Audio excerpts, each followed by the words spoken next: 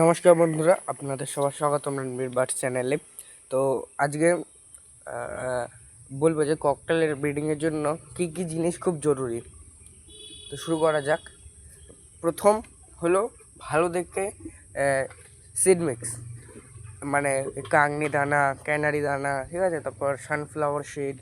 তো এইসব দানা দিলে ককটেল ভালো করে। কিন্তু আমি শুধু যেহেতু এখন একটু গরম ভাব আছে আর বর্ষা আসতে আস্তে আস্তে, তাই জন্য আমি এখন সানফ্লাওয়ার সিডও দেবো আর ক্যানারি দানা আর কাকনি দানা তিনটে দেবো।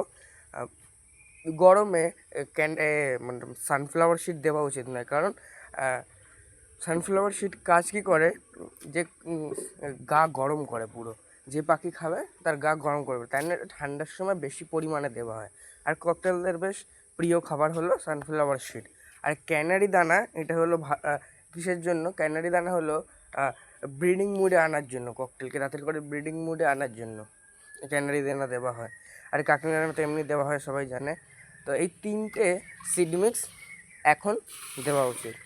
এবার দ্বিতীয় নম্বর হলো জল, পাখির জল। পাখিরা যখন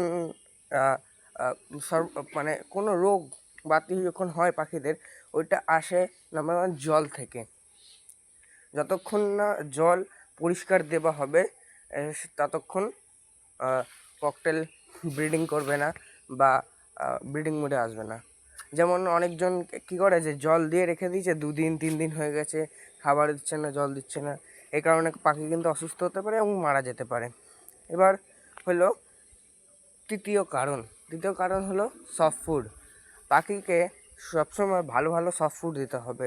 তাই জন্য কী করতে হবে, যে যেমন সফট ফুড বলতে গম, ছোলা এইসব রাত্রে ভিজিয়ে রাখতে হবে, রেখে সকালে দিতে হবে। আপনারা দেখেছেন আমার ভিডিওতে আমি যা যা দিই, ঠিক আছে।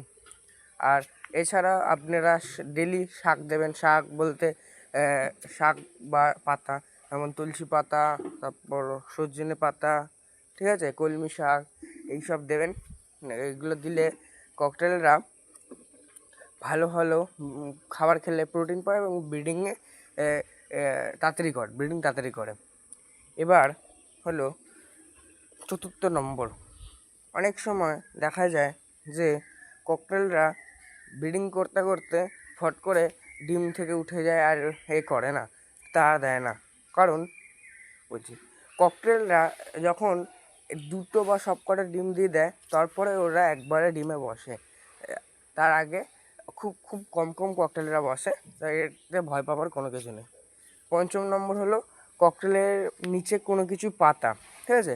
ককটেল যখন ডিম দেবে বা তার খাঁচার নিচে যখন আপনারা পেতেছেন ঠোঙা বা খবরের কাগজ বা কোনো প্লাস্টিক, ঠিক আছে, এইগুলো যখন পেতেছেন তখন ওইগুলো সরাবেন না। কেন কি, ওই প্রকৃতিতে, মানে আপনি ভাবুন একটা জায়গায় আছেন, ওই জায়গাটা খেয়ে খেয়ে অভ্যস্ত, আবার অন্য জায়গায় গেলে আপনার ওই জায়গাটা মানিয়ে নিতে কিছু সময় লাগবে। সেরকমই ওই নিচের যে জায়গাটা, ওর মধ্যে ককটেলরা এখন অ্যাডজাস্ট আছে।